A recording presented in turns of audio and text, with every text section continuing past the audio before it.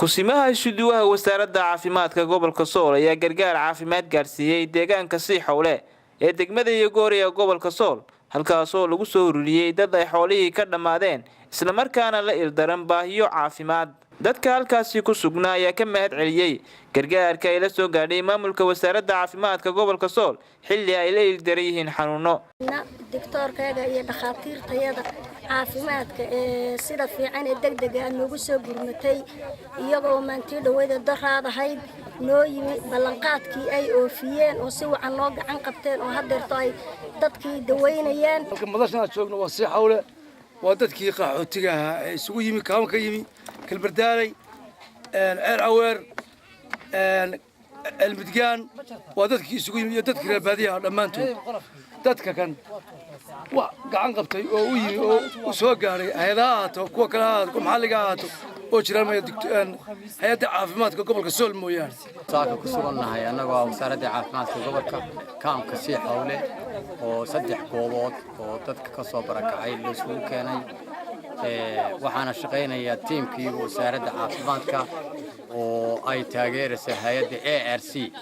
waa tiimkii hay'adda ARC oo ka howlana bariyahanba howlaha abaaraha ee gobolka Sool bartaraad baan kormeer ku nimi waxaanu aragnay baahida caafimaad ee taalla kaamka Siixowle waxaanu u sheegnay shacabka in wasaaradda caafimaadka gobolka magacaygu waxa weeye Cabsi Cabdullaahi Cali team leader kama laascanood mobile MCH ARC International waxaanu joognaa Siixowle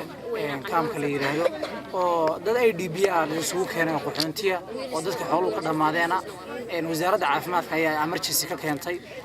waxaan wada saad u aragtaanba dadkii aan u shaqeynana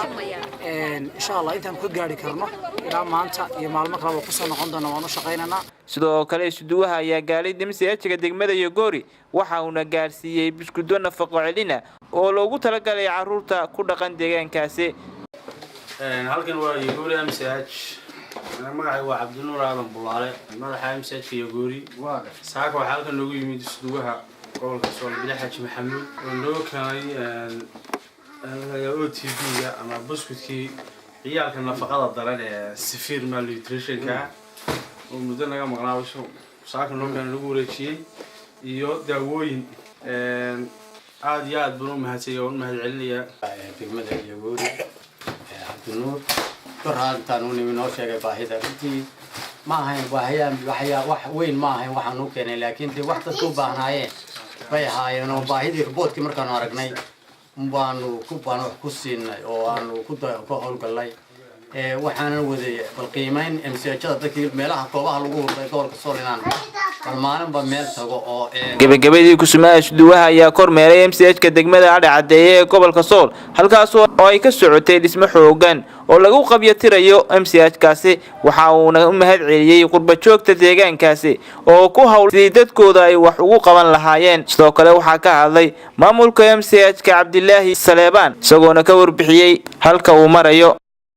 aad baan ugu mahad celinayaa isuduwaha gobolka Sool ee caafimaadka oo saaka kormeer aan hore looga baran degdega yani waxa la yiraahdaa qofku supervisor oo qofka xilligaadan ogeyn ku yimaado soo gaara marka aad baan ugu mahad celinayaa kormeerka uu noogu yimi hawshii uu noogu socday oo ahayd sidii aniga bulshadan meelahan soo degtay bal caafimaadkooda wax looga qaban lahaa wuxuu la kulmay anaga oo shaqeynana shaqadan aad aragtaan ee dhismaha waxa qabtay qurba joogta reer Cadceeye dhamaantood oo iska kaashaday gudaha iyo dibadda annaguna abaabulka halkan aan lahayn aad baan ugu mahad celinaynaa dhammaan wasaaradda caafimaadka Somaliland oo markii hore iyadoo MCH-kan dhagax dhigtay oo dhistay iskala taalka qurba joogta oo dhamaystirtayna iyagana waan u mahad celinaynaa. hadda waxaan joogaa MCH-ka Cadceeye oo ka socdo dhismo aad u xoogan ilaahay waa mahad aad iyo aad baan wax ugu mahad celinaynaa qurba joogta reer Cadceeye shacabka reer Cadceeye siday iskugu tashadeen oo ay u qabtaan in MCH-koodii qabyada ah dhamaystiraan insha Allah waxaan islahaa kulli balacagta ku soo dhifo oo xaaladda MCH-ka iyo wuxuu ku sugan yahay kulli wixii aan kulli sahabal sii fiiri waxa ka weyn hawsha hadda ka socota oo aan ismihi insha Allah waxaan idin rajaynayaa qurba joogta reer Cadceeye inaanay hawsha ka caajisin inay dhamaystiraan insha Allah waxaan laga yaabaa inaan u bedelo health center xarun caafimaad oo MCH-ku hore uga dhaqaaqo. Mawlid Ali Star TV laascanood.